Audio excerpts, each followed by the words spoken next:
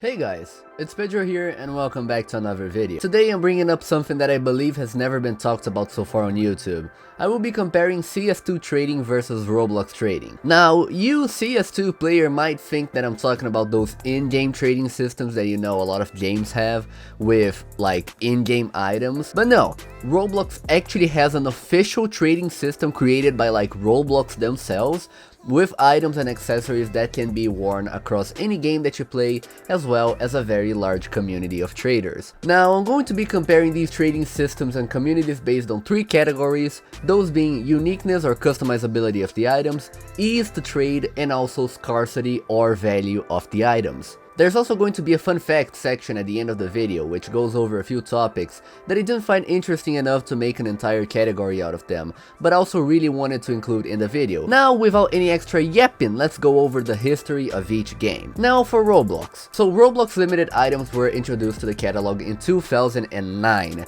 with the first ever limited accessory being the green bow tie. However, an official trading system was only implemented during the summer of 2012. Now, before that, trading of course existed, but users would have to sell the items they wanted to trade on the catalog for the price of 1 Robux, aka the currency the platform uses, in hopes no one would snipe their items or have a bot to snipe them. So of course, adding a trading system made the entire ordeal a lot easier. Now there are 2 or maybe 3, depending on how you view it, different types of limited items on Roblox, the following being limited unique. These are items which are sold in specific, finite quantities, and they immediately become available for resale or trade once the stock runs out. Nowadays, these are just extinct due to unresolved platform glitches and in favor of UGC limiteds. By the way, we're going to get to UGC limiteds in a minute. But anyway, the last limited unique was made in 2019.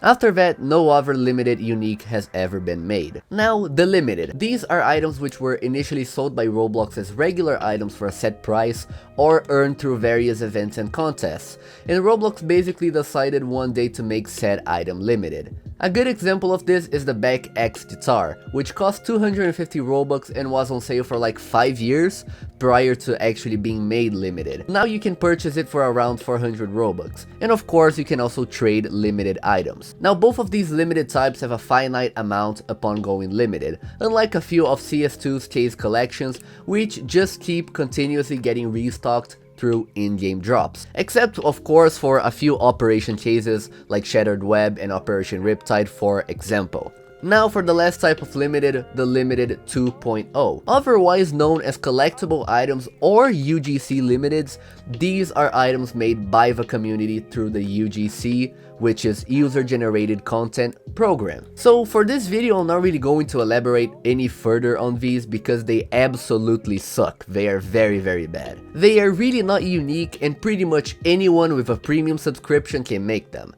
Also, they are untradeable and you only get a 50% cut of each sale from these types of items. Whenever you sell a limited or limited unique item on the catalog for Robux, you're going to get a 70% cut of that Robux. 30% goes back to Roblox, which of course, if you ask me, is definitely a little outrageous, but I also think it's important to note that you can only trade limited and limited unique items. Any other item types are unable to be traded, so they have to be either limited or limited unique, and of course made by Roblox themselves. Also, a very important detail that I forgot to put on the video, this is post-edit Pedro by the way. In CS, you can add as many items as you want to a trade, as far as I know, but on Roblox you can only add up to 4 items on a trade, so only 4 items at a time at maximum. So in my opinion, that does facilitate a little bit of scamming, but it's up to you to decide. Now for the history of CS2. Now please bear in mind that this section of the video may have a little bit of misinformation since I'm primarily a Roblox trader, but I did my absolute best to gather the best information that I could find. Please correct me in the comments if I'm wrong about anything in this section. CS skins and trading overall were introduced to the game in 2013 with the Arms Deal update. Interestingly enough, when skins were initially added to the game, they were not community made. Valve introduced 10 skin collections to the game. However, after this initial update, players were able to submit their own skins to the Steam Workshop, enabling them to get upvoted and with enough attention, get added to the game. Now every time someone buys a community made skin through the Steam market, a little portion of that money goes to the creator of the skin, which in my opinion is really cool and a way to make a living, you know. While every single main Roblox Limited is from Roblox themselves, CS2 skins are majoritarily community made nowadays. Now the way you get skins in CS varies. You could get them through item drops after a game, even though this was heavily nerfed lately.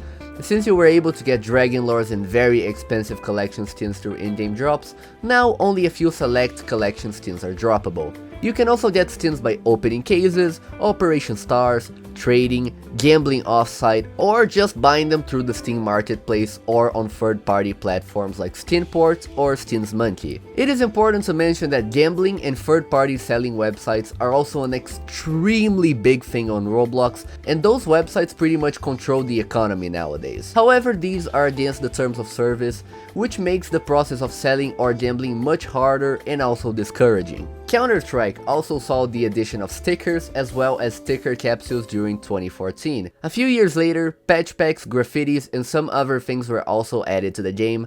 However, these are not really super relevant to this video's discussion, so I'm not really gonna talk too much about them. If I could separate CS skins into groups, I would probably separate them into case collections, map collections, and souvenir collections. Case collections are the ones that are not finite and can continuously drop, such as Gamma cases, Prisma cases, etc. As mentioned before, a few select case collections do not drop anymore, like Shattered Web and Operation Riptide. These are indeed finite. Map collections are collections made after maps, such as Cobblestone, Italy, Dust, Dust 2, Inferno, Overpass, Vertigo, etc. These are semi-finite due to a few select collections being completely revamped. The Dust, Mirage, Train, and Vertical collections are some of the collections that have been replaced by their 2021 counterparts. The skins from the old collections can now only be obtained by opening souvenir packages or just outright buying them. Souvenir collections or packages were dropped for free during CSGO Pro games on Twitch.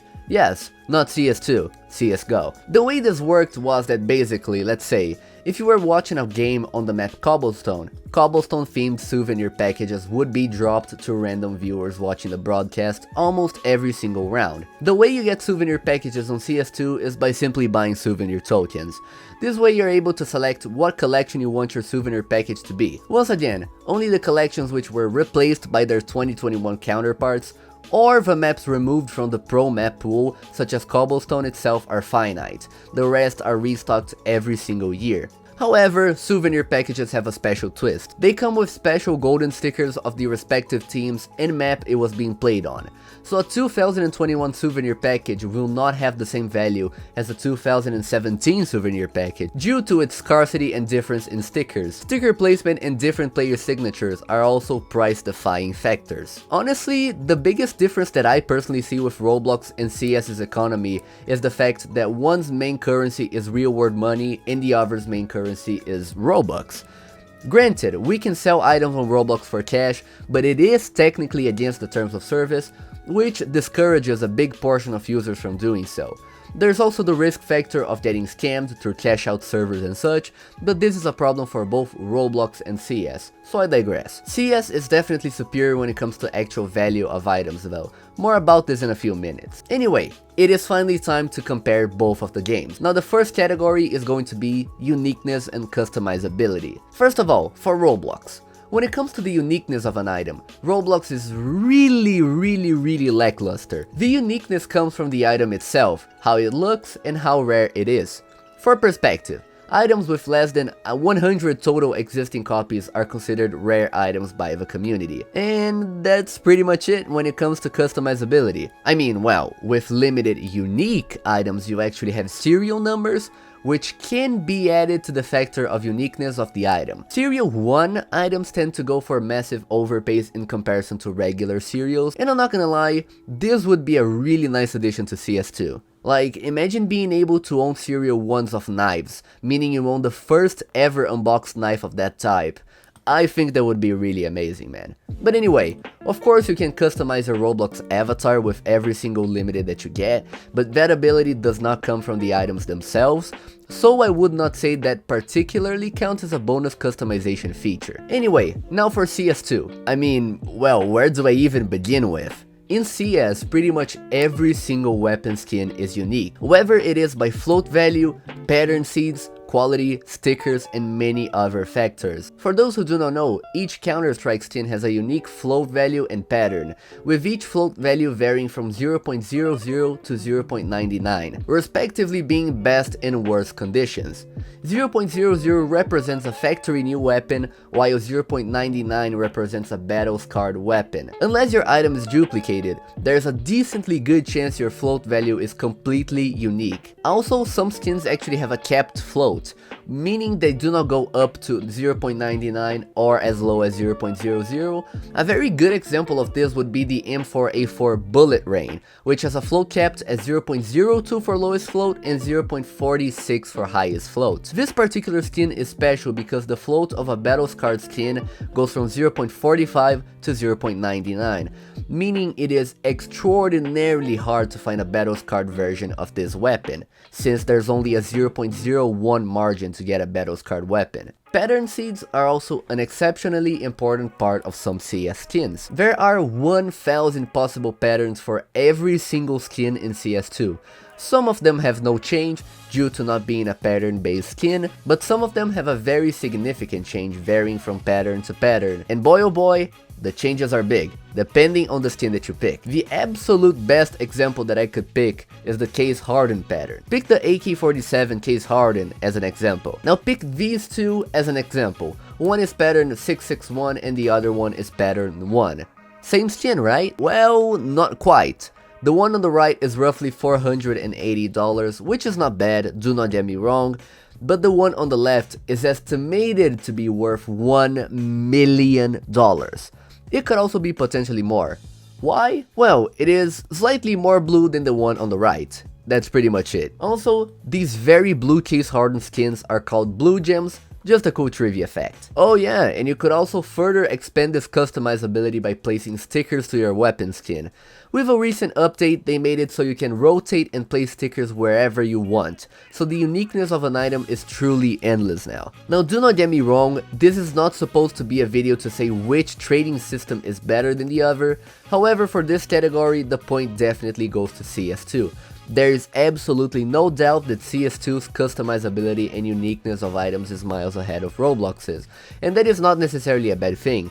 Both platforms are different in their own ways, and these customizability features could just simply not work on Roblox's trading audience. Now let's go into the next category, which is ease to trade. Now what I mean by this entry is basically how easy it is to get in contact with other people and advertise your items to trade, as well as the relative liquidity of the market. Now starting with Roblox.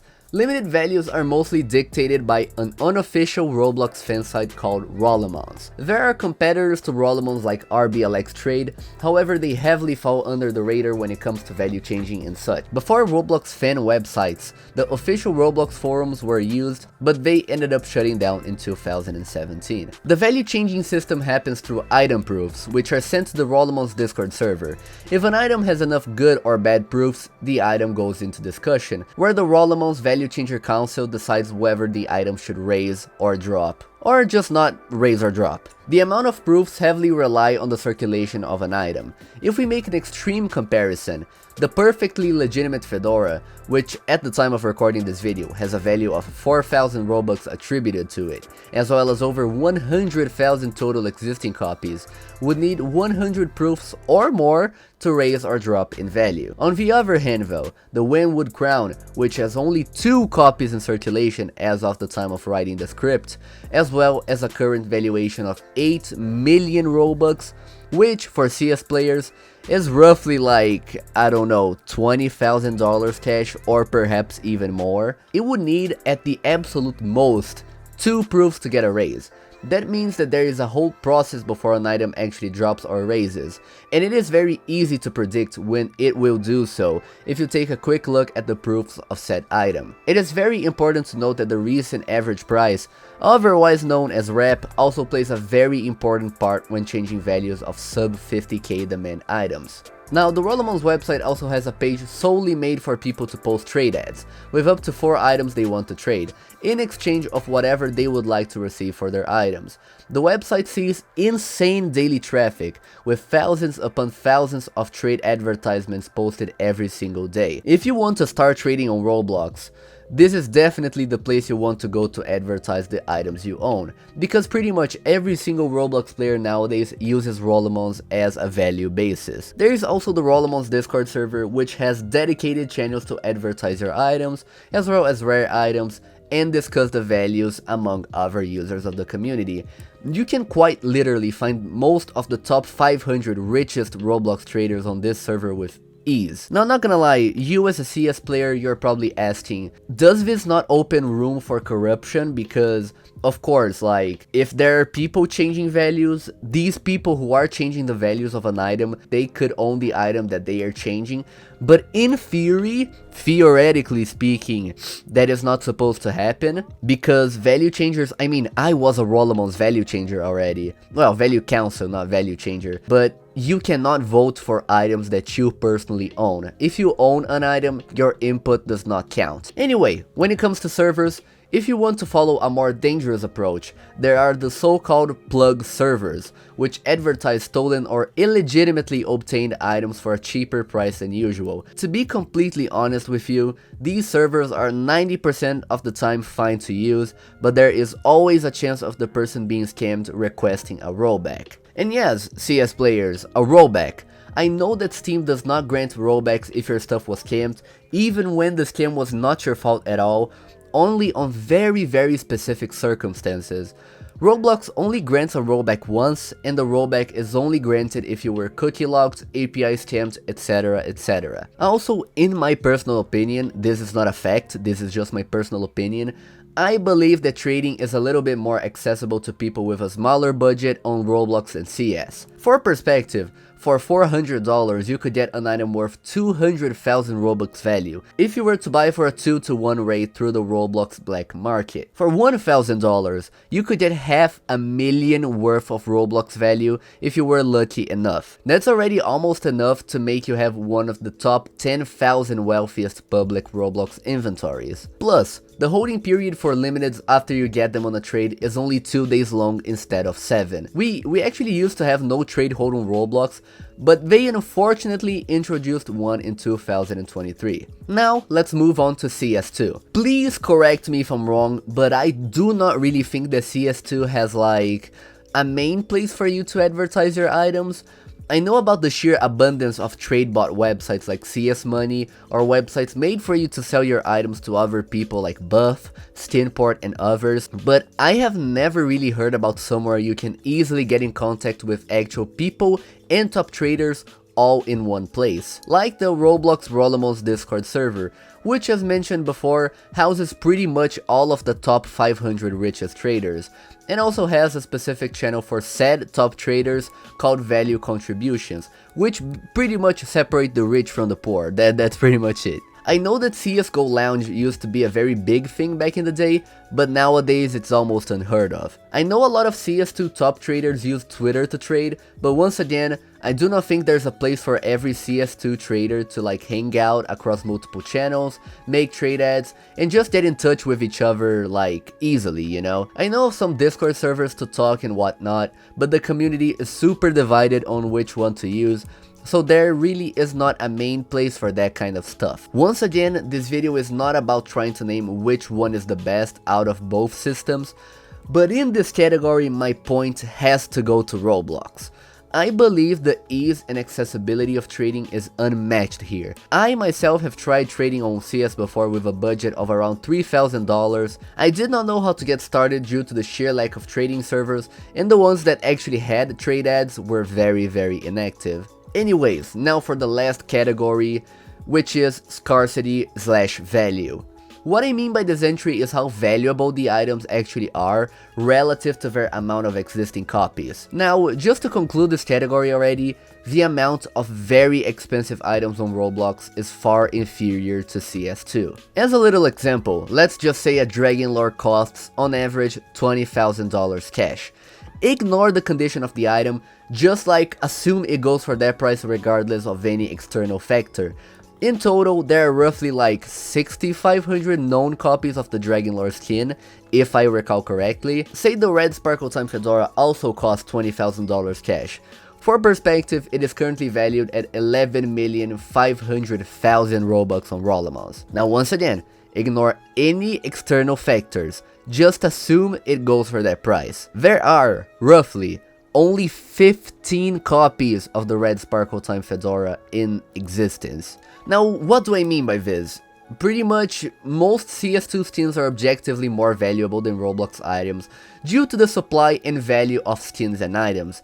This is very relative though. The Flip Knife Ultraviolet in minimal wear at the time of recording this video goes for around $230 cash. It has around 1,500 copies circulating around. Now the Beast Mode face is currently valued at 120,000 Robux, which if sold for cash would go for around $240. It has around 2,500 public copies. Well, if we speak from a more diverse point of view, Roblox items are certainly less valuable than CS2 skins. On Roblox, for an item to be very expensive while at the same time with a relatively high amount of copies, it needs to be a super high demand item. For perspective, the super happy face, at the time of recording the script, has a value of 250,000 Robux, which if sold for cash would be around $500 or more, and it has almost 13,000 copies going around. That item is a very special case though, since it is quite literally the item with most demand in all of Roblox by a long shot. For you to have an idea, the only item worth above 1 million value, or $2,000 for CS players, with over 500 copies is the Void Star. No other item comes even close to it. Meanwhile, Counter-Strike has tons and tons of items worth over $2,000 with over 500 existing copies. Well, I feel like I always have to repeat this, but this video was not made to decide which trading system is the best, but the point has to go to CS2 for this category. The abundance of relatively high value skins makes trading a lot more fun when you are at that high of a level. Now Roblox has barely any items above the 2 million value or $4,000 range. For perspective, at the time of recording this video, there are around 2,480 limited accessories you can currently trade with. However, only 44 of those go above the $2 million mark, making trading slightly boring or just uneventful at a higher level. Before the fun facts section, I would like to offer whatever CS2 streamers or even the regular players who are watching this video a challenge. I would absolutely love to see you guys try to trade on Roblox for a certain period of time. Maybe doing a 100,000 to 1 million value speedrun could be a cool thing. Even smaller values would be a very entertaining thing to watch. I could definitely offer some help or advice to anyone who tries this challenge. Just hit me up on Discord or something like that and I would be absolutely pleased to help. Anyway, now to the fun facts. As I said before, this section of the video is dedicated to a few random facts I wanted to compare both games on. Let's begin with item duping. It's to absolutely no one's surprise that duping is, or at least was, around both games a while ago. Both games worked similarly when duping items. You would sell or trade an item to yourself on an alternate account and tell support that you got hacked. The support system, instead of giving back the original copy of the item back to you, would generate a new copy out of thin air to give it to you, while your alternate account would get to keep the other copy. The most notable example on Roblox is the Domino Crown, which has duplicated a ton of times even before the trading system came to be. There were only 14 copies of the item in existence, but an additional 11 were made after all of the duping shenanigans. Also, nowadays, the Domino Crown is the second highest valued item in Rolamos at a staggering 24 million Roblox value. If I recall correctly, the most notable example of a duped skin is the StatTrak M4A4 Howl, with well over 100 duplicated copies in circulation. Thank you very much, Anomaly, for the facts. I really like your YouTube content, man. Last thing I want to talk about is market manipulation. I believe that both games work quite differently when it comes to this. Roblox has this thing called projections, which, as an example, let's say an item with a recent average price or rep of 10,000 Robux sells for 500,000 Robux, massively inflating its rep. This makes it so you can send trades with a value, in quotations, higher than it's supposed to be. This is a very prominent profit tactic in Roblox and goes by projected flipping, in which people give very low value for an item with inflated rep, aka the projected item, and trade it for a lot more.